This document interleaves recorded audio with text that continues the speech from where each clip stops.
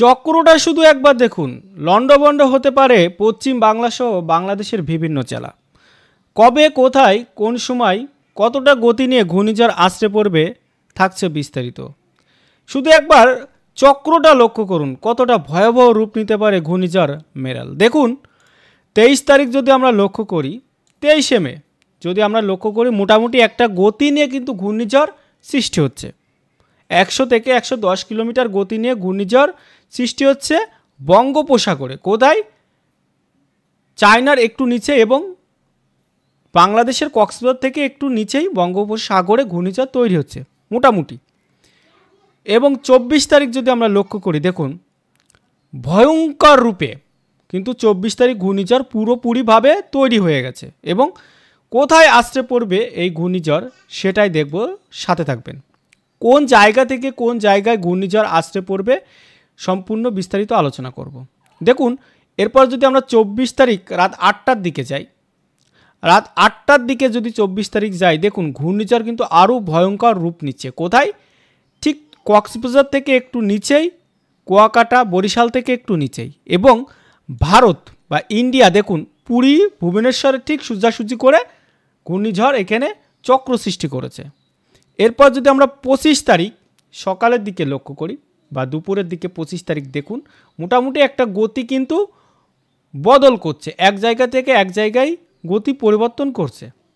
এরপরে দেখুন 25 তারিখ দেখুন বিশাল একটা গতি নিয়ে আসছে, পড়তে চলেছে। সন্ধ্যার দিকে লক্ষ্য করুন, সন্ধ্যার দিকে ঘূর্ণিঝড় মিরাল আসছে পড়েছে। কোথায় আসছে পড়েছে দেখব বিস্তারিত। দেখুন এরপর রাত 12টার দিকে দেখুন ঘূর্ণিঝড় মিরাল কোথায় আসছে পড়েছে। ভালো করে লক্ষ্য করুন, ভালো করে লক্ষ্য করুন। আমরা 26 তারিখ যাই, তাহলে আরও স্পষ্ট হয়ে যাবে।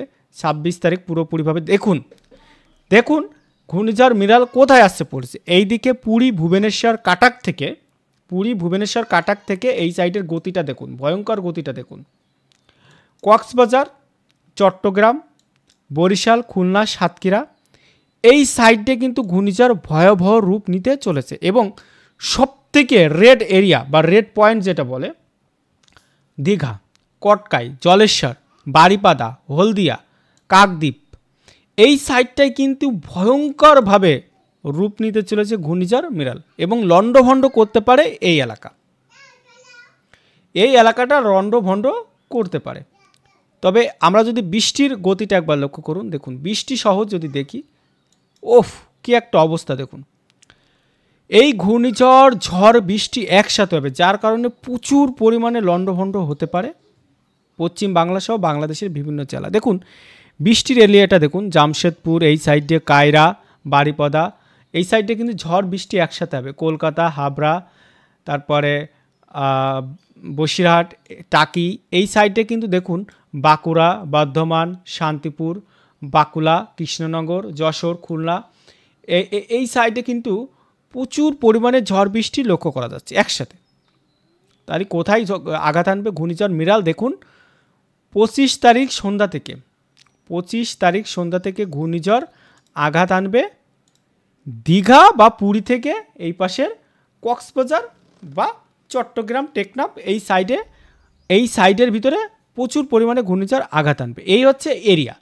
এখন ভিতরে কতটা ঢুকবে? ভিতরে আসলেই ঢুকবে পাবনা, ঢাকা, নারায়ণগঞ্জ, কুমিল্লা, আগ্রাতলা, ময়মনসিংহ এই সাইডে কিন্তু ঘূর্ণিঝড় ভয়ঙ্কর রূপে আঘাত আনবে।